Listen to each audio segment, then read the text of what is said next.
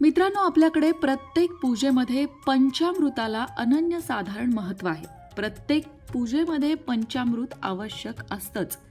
खास करून महादेवांच्या पूजेत तर पंचामृत अभिषेकाचं महत्त्वच वेगळं आहे. पण मग या पंचामृताला इतकं महत्त्व का आहे?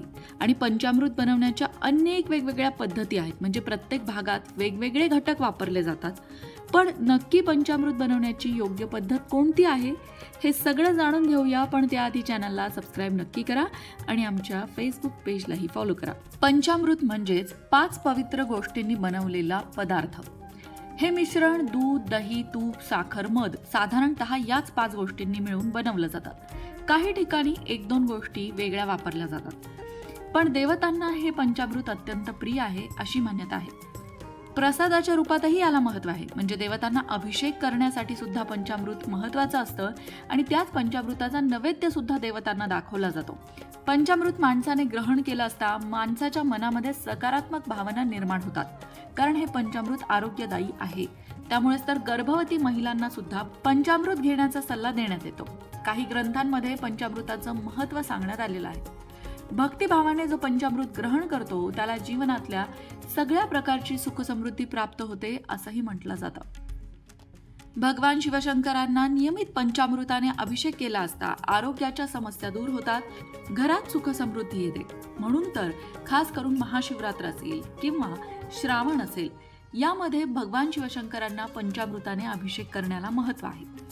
फक्त भगवान शिवशंकरांनाच पंचामृताने अभिषेक करण्याचं महत्त्व आहे का? तर नाही. पंचामृताने अभिषेक करण्याचं महत्त्व गोपाळ कृष्णाला सुद्धा पंचामृताने अभिषेक करण्याचं महत्त्व आहे. खास करून जन्माष्टमीच्या दिवशी गोपाळ कृष्णाला पंचामृताने अभिषेक घातला जातो. इतरही अनेक देवी देवतांच्या पूजेमध्ये पंचामृत हा अत्यंत आवश्यक असा घटक आहे. हे पंचामृत शास्त्रशुद्ध पद्धतीने कसं बनवायचं ते तर आपण बघणारच आहोत. पण पंचामृतामध्ये साखर, मध, तूप, दही, दूध या 5 वस्तू आवश्यक असतात. यामध्ये दूध, दही, तूप हे गाईच्या दुधापासून तयार केलेले असणंही शास्त्रानुसार योग्य मानलं जातं. त्याचबरोबर पंचामृतातील अन्य पदार्थ म्हणजे मध आणि साखर. मधाचे अनेक प्रकार असून त्यानुसार त्याचे गुणधर्म वेगवेगळे आहेत. मध हा अग्निदीपक, नाडीशोधक, मेधाकर, रुचिकर, त्रिदोषहारक, रक्तदोष नाशक, मलसारक, पुष्टिकारक, विषशोधक असा आहे. पंचामृतात शक्यतो खडीसाखरेचा समावेश केला जातो. कारण खडीसाखर मधुर, शीतल, स्निग्ध, मुखप्रिय, वातपित्त कफहारक, दाहनाशक आणि शोषहारक आहे. आता पंचामृतामध्ये जे 5 पदार्थ वापरले जातात त्यामध्ये थोडी मतमतांतर सुद्धा दिसून येतात बरं का. म्हणजे काही ठिकाणी गंगाजल आवश्यक आहे म्हणून सांगितलं जातं, तर काही ठिकाणी त्याच्या प्रमाणामध्ये वेगवेगळी मतं दिसून येतात. म्हणजे साखर, मध, दूध, दही, तूप हे जे पदार्थ आहेत ते किती मात्रेत घ्यावे याबद्दलही वेगवेगळी मतं आहेत. एक मत असं आहे की साखर 1 चमचा, मध 2 चमचे, तूप 3 चमचे, दही 4 चमचे तर दूध 5 चमचे असावं. आणखीन एका मतानुसार हे सगळे पदार्थ अर्ध्या मात्रेने चढते घ्यावे.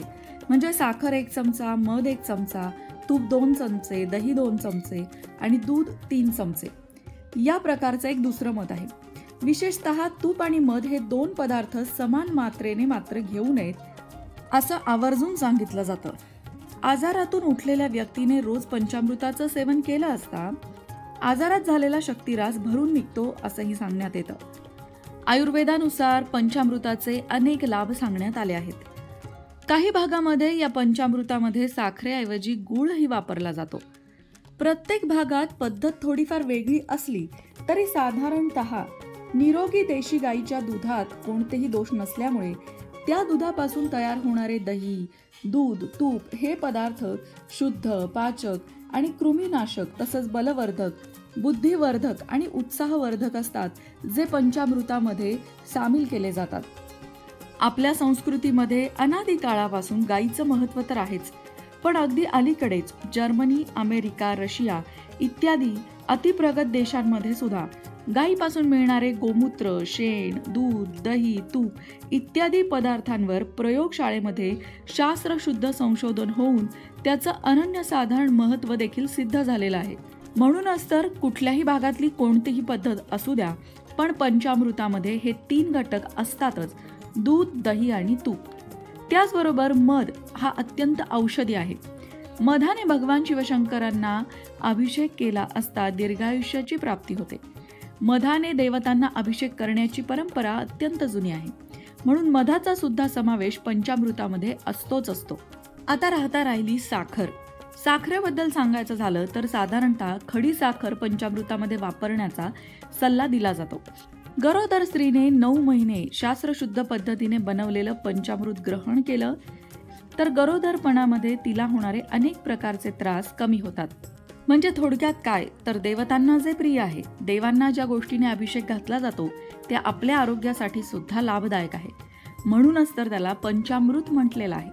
आता जर तुम्ही पंचामृत भगवान शिवशंकरांना अभिषेक करण्यासाठी बनवत असाल तर त्यामध्ये असलेलं दूध हे कच्चं असावं हे लक्षात घ्या, कारण भगवान शिवशंकरांना कच्च्या दुधानेच अभिषेक केला जातो. आयुर्वेदानुसार पंचामृत प्यायल्याने शरीरात कॅल्शियमची कमतरता होत नाही. पंचामृतात असलेल्या 5 गोष्टींमुळे शरीराला कमी वेळात जास्त ऊर्जा मिळते. पंचामृत सेवन शरीरासाठी खूप आरोग्यदायी आहे. त्यात तुळशीची पानं टाकून त्याचं नियमित सेवन केल्यास कोणत्याही प्रकारचे आजार होत नाही. पंचामृत सेवनाने संसर्गजन्य रोग दूर राहतात असंही म्हटलं जातं. त्याचबरोबर रोगप्रतिकारक शक्ती देखील मजबूत होते. चेहऱ्याचा रंग सुधारतो, चेहऱ्यावर तेज येतं. पंचामृताशी संबंधित काही गोष्टी मात्र लक्षात ठेवायला हव्या. त्यापैकी सगळ्यात महत्त्वाची गोष्ट म्हणजे पंचामृत त्याच दिवशी संपवा. फ्रीजमध्ये ठेवू नका किंवा पंचामृत अगदी दुसऱ्या दिवसापर्यंत ठेवताय असं चुकूनही करू नका. पंचामृत अल्प प्रमाणात घ्यावं. प्रसाद स्वरूपात घेताना 1 किंवा 2 चमचे घ्यावं. पंचामृत नेहमी उजव्या हाताने घ्यावं. दरम्यान तुमचा डावा हात उजव्या हाताखाली ठेवावा. पंचामृत नेहमी चांदीच्या भांड्यातूनच द्यावं. चांदीमध्ये ठेवलेलं पंचामृत इतकं शुद्ध होतं की त्यामुळे अनेक रोग दूर होतात. तुळशीची पानं पंचामृताची गुणवत्ता वाढवतात. पंचामृत सेवनाने बुद्धी आणि स्मरणशक्ती वाढते. फक्त लक्षात ठेवण्याची गोष्ट इतकीच की पंचामृतामध्ये मध आणि साखरेचा समावेश असल्याने मधुमेहग्रस्त रुग्णांनी पंचामृत नियमित सेवन करू नये. या लोकांनी प्रसादा इतकेच त्याचे सेवन करावे किंवा मधुमेहींच्या पंचामृतात कमी मध घालून साखरेऐवजी केळे किंवा एखादे फळही तुम्ही मिक्स करू शकता. त्यामुळे ते पंचामृत मधुमेहींसाठी सुद्धा उपयुक्त ठरेल. सगळ्यात महत्त्वाचं, नेहमी ताजं बनवलेलंच पंचामृत प्यावं, कारण पंचामृत हे अगदी काही काळच चांगलं राहतं. पंचामृतात दही घातलं जातं जे काही काळाने लगेच खराब होतं आणि त्याला वास येतो. म्हणून पंचामृत जास्त वेळ ठेवू नये. सकाळी बनवलेलं पंचामृत संध्याकाळी पिताय असंही नको. पंचामृत बनवल्या लगेच ते घेण्यात यावं. अशाच प्रकारच्या माहितीपूर्ण व्हिडिओंसाठी लोकमत भक्ती चॅनलला सबस्क्राईब करा आणि बेल आयकॉनवर सुद्धा क्लिक करा, म्हणजे आमच्या नवनवीन व्हिडिओचं नोटिफिकेशन तुम्हाला मिळत राहील. तसंच योग्य आध्यात्मिक मार्गदर्शनासाठी लोकमत भक्तीच्या फेसबुक पेजला फॉलो करायला विसरू नका.